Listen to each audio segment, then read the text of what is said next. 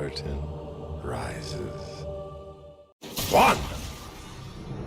Annie's the redhead stepchild that no one ever wants to deal with. Wait, wrong Wikipedia. There we are. Alright, her passive, Pyromania, stuns on the next damaging ability after she uses 4 abilities. Her Q is a point-and-click damage dealer, her W is a cone of fire, and her R summons Tibbers out, and unfortunately, all 3 have longer range than our auto attacks. This means we are never safe to fire when that passive comes up. And with the change to her E, now she's a little Rammus reflecting some damage back at us. This one, our normal tricks aren't gonna work. 2! Annie's passive is the defining factor in this matchup. So let's take it slow and break it down. Annie at the beginning of the game and whenever she dies will start with full stacks.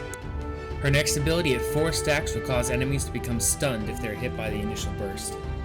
This includes her Fireball, her Wave, and Tibbers. In addition, be aware that it occurs not on hitting a champion but upon casting the abilities, so she can set them up similarly to how we can work on our 4th shot with minions and game objects like healing fruits and wards. That being said, it also means that she can burn her Pyromania stacks on minions and not us. Playing around that fact is how we can force the issue similarly to us using our 4th shot on our opponents. Sometimes playing smart is just not being in the wrong place at the wrong time. Here's the thing to remember though, we have a timer for our 4th shot, but she doesn't. That means we have to somehow make it more enticing to use their last ability on the wave and not us. Wave management is realistically the only way to consistently achieve this, so it can be either lose minions or hit us with a strike, but you can't have both.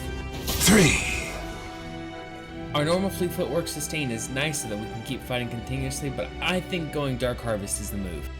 Since our death comes from a stun more likely than not, minor sustain could help, but the possibility of overturning it and killing her with Dark Harvest is way better. I'm going for the Dark Harvey, Taste of Blood, Eyeball Collection, and Ingenious Hunter. We're pairing this with Mana Flow Band and Gathering Storm, and it's time to go off the rails. I say that because even though we could outplay Annie, she can have stuns up almost as often as we have 4th shots, so we're gonna have to eat one at one point or another. And since we're both squishy, we're gonna go Doran's Blade and a potion and play to get a QSS. If you don't play with active items, you may need to get over it.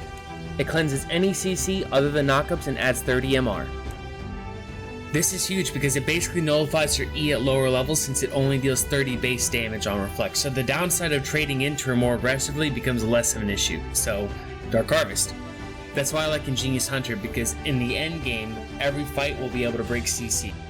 From there we build Gale Force or Eclipse as needed, and of course Ingenious Hunter also helps with those cooldowns too. And obviously we clean up with Ghost and Flash, and as far as boots go, I always go Swifties unless it's heavy auto attacks or all magic. 4! Level 1 we have superior trades, so let's abuse that fact and consistently damage her playing to her cooldowns as much as possible. We're also looking to have her waste her first ability on us and take advantage of the fact that she can't stun us every time she goes to CS. But once we get to level 3, she can shield and damage us pretty effectively, as well as get to her passive stun very quickly, so we should be pressuring her using the wave state. We should be slow pushing larger waves to force her to use her abilities as she gets to her full passive stacks. By level 6 we're looking to have QSS so we can break her stun and not get killed by our bear with all this same shenanigan.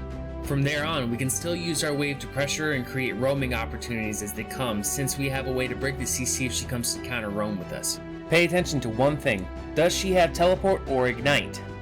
You have to plan accordingly. If they went teleport, it's going to make it that much harder for us to back on time. So, if you're bad at controlling the wave, this is your wake-up call.